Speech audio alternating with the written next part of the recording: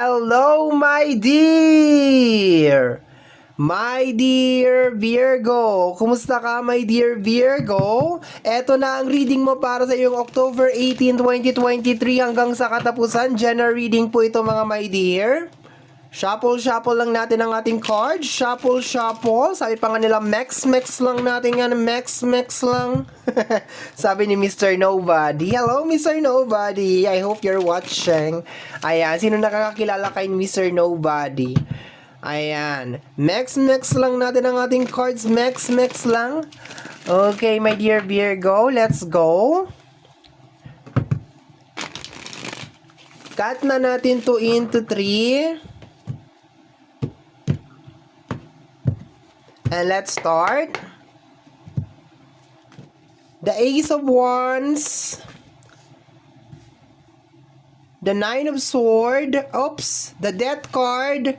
The Queen of Sword. Okay. My dear, may decision making dito sa area na to. Okay? Parang pakiramdam ko ikaw lang yung hinihintay. Parang kinakailangan mo talaga siyang pagpasyahan agad-agad, my dear. Posible din, my dear, makaranas ka dito ng stress sa energy ng Nine of Sword. Pero, meron ka kasi ditong blessing, my dear, sa Ace of Wands. Kaso, parang masyado kang nag-overthink. Baka nag-overthink ka, my dear, na hindi para sa'yo yung bagay na yun. Kasi may blessing ka dito. More on action to, my dear. Ibig sabihin, itong blessing na to, hindi to kusang darating sa'yo. Kailangan mo talaga siyang pagsumikapan. Kaso nagkakaroon ka dito ng overthink, nagkakaroon ka dito ng anxiety.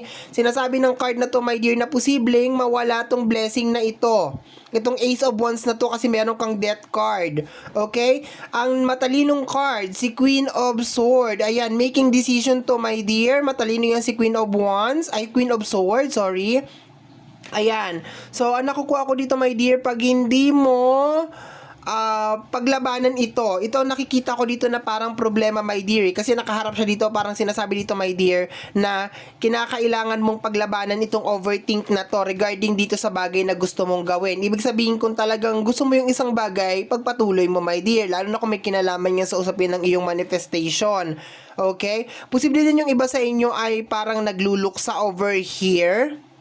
Ayan, parang meron ako nakikinaramdaman dito na parang nagluluksa. Hindi kasi maganda tong dalawang card na nasa gitna, my dear, itong combination na to. So, parang meron ditong nagluluksa. I just hope, my dear, na hindi to pagkawala ng tao. Sana ito ay lang, may kinalaman lang sa mga bagay na minamanifest mo, tapos medyo na-delay. Pero parang itong energy ng ating Nine of Swords dito is parang nagluluksa o para kang masyadong nag-overthink. Yun na nakukuha ko dito, my dear. Okay, additional message tayo, my dear. The Ten of Wands. Marami sa inyo, my dear, ang parang nahihirapan na gawin kung ano yung mga bagay na gusto ninyong gawin related sa mga manifestation. Posible din, my dear, kung meron kayong mga gustong gawin or tapusin na trabaho, medyo nahihirapan din kayo dito, my dear, sa area na to. Kunyari, maglalaba kayo, maglilinis kayo ng bahay, lagi to napopostpone, hindi to nangyayari, lagi nadidelay. Nandito din yung energy na parang naghahanap ka ng energy ng alliance, okay? Yung naghahanap ka ng kakampi, ng katuwang, okay, yun na nakikita ako dito. Or parang naghahanap ka ng tao na parang magi-start nung bagay na yon. Kunyari, kung maglilinis man, pangungunahan ka or tutulungan ka dun sa bagay na yun na nakikita ko dito sa card na to.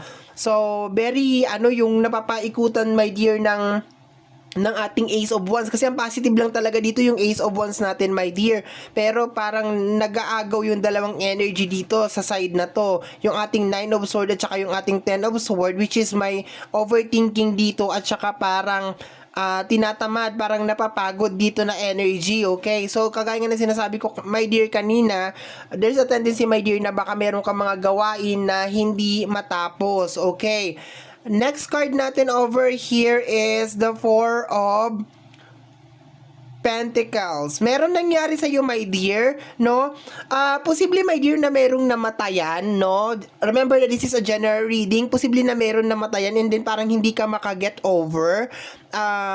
posible din naman, my dear, na iniwanan ka, nagkaroon ng breakup. Ayoko lang mag-focus, my dear, sa energy ng death card, no? Pero posible, my dear, na namatayan ka over here or iniwanan ka. And isa yun sa bagay na parang masyadong nag-hold sa'yo na hindi mo na kumilos. Kasi parang nasaktan ka dito, yun na nakikita ko dito, lalo sa paglabas ng ating Four of Pentacles. Parang nasaktan ka, parang ayaw mo mag-move on. Kaso may blessing, my dear. Kumbaga parang gusto mo siguro, my dear Virgo, na patigilin muna ang oras. Pero hindi, imposible, my dear, na mangyari yon. Next card natin dito is the Nine of Wands. Nahihirapan ka nga talaga, my dear. No?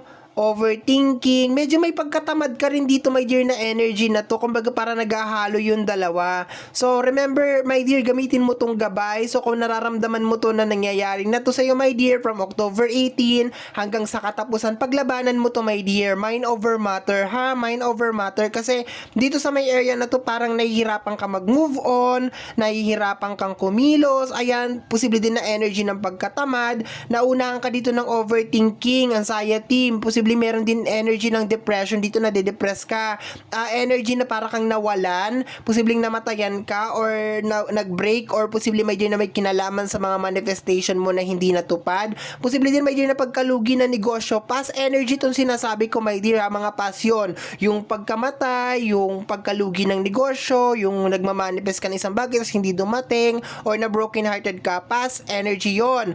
Dito tayo, my dear, from October 18 hanggang sa katapusan, meron kang Ace of Wands. Ito lang yung nakikita ko talaga na very positive na energy dito, my dear. Parang kailangan mo tong i-grab as much as possible.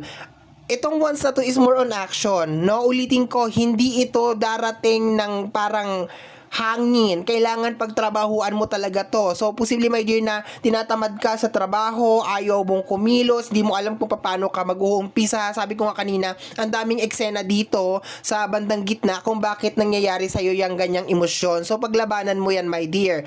Last card natin dito is the Three of Pentacles. Related sa usapin ng work, my dear. No, marami talaga sa inyo, my dear, ang posibleng nakakaramdam na ng pagsuko, na may kinalaman sa usapin ng trabaho, usapin ng pinansyal, nakakaapekto talaga ang usapin ng emosyonal, ng emosyon at saka ng isipan. Dito more on collaboration to, my dear. So posible, my dear, na makipag-collab ka nga talaga. Posible naghihintay ka nga talaga na makakatuwang dito, my dear, or mag-uumpisa ng mga bagay na gagawin mo para sa'yo. 'Di ba? Kasi pag meron nang gumagawa niyan, meron ka na nakikita nagwawalis or naglilinis or something, gagaya ka na rin. Baka sabihin mo, pinaplano ko yan, naunahan mo lang ako, halika na, tulungan na kita, parang ganon. Okay? My dear, bottom deck of the card, we have here the Eight of Cups. Ayan, kung makikita mo si Eight of Cups, nagmo-move forward siya. Tinatalikuran nyo yung mga emosyon. Itong ating Nine of Swords dito, my dear, itong mga emosyon na sinabi ko sa'yo dito kanina, tinatalikuran niya. So, bottom deck of the card, hidden message. Dapat, my dear, magkaroon ka ng tibay at lakas ng loob from October 18 hanggang sa katapusan, na ipagpatuloy ang mga bagay na naumpisahan mo, at huwag kang magpadala just in case man may taong lumisan sa buhay mo, iniwanan ka man, naghiwalay man kayo, or pumanaw na, o di kaya may meron ka mga project, my dear, na hindi success, hindi nag-success, hindi nagbunga. Okay? Kailangan magpatuloy ka lang, my dear, kasi merong blessing, my dear, na dumadaan grab the opportunity if I were you. Kung makikita mo dyan si Eight of Cups, ayan siya, o nagbalot siya ng kulay red, which is energy, my dear, yung kapa na kulay red, which is representation ni Aries. Okay? Although water sign naman ito, pero representation ni Aries kasi yung red. So, which is may kinalaman sa katalinuhan, katatagan, tibay ng loob, tapang, di ba? Yung red, maganda yan na energy, lalo na pag sa mga digmaan, pasugod na energy, very fiery yung energy na yan. So, binalot, my dear. Posible, my dear, na manghingi ka na lang ng lakas ng loob sa ibang tao, or sa ating buong may kapal. Idaan mo yan sa prayer, my dear, kung ano man yung mga pagkakagulo na nangyayari dyan sa isipan mo. Okay, my dear? So, my dear Virgo, yan ang reading mo para sa yung October 18, 2023 hanggang sa katapusan. Somehow, my dear, kung nagustuhan mo to, especially kung napadaan ka lang, don't forget to subscribe. Pag-click po ang notification bell para ma-update ka sa aking mga upload. And free to like, free to share, free to comment sa lahat ng ating mga videos. Once again, my name is RJ, also known as Apo J. Maraming salamat salamat po and until next time. Bye-bye! Thank you, my dear!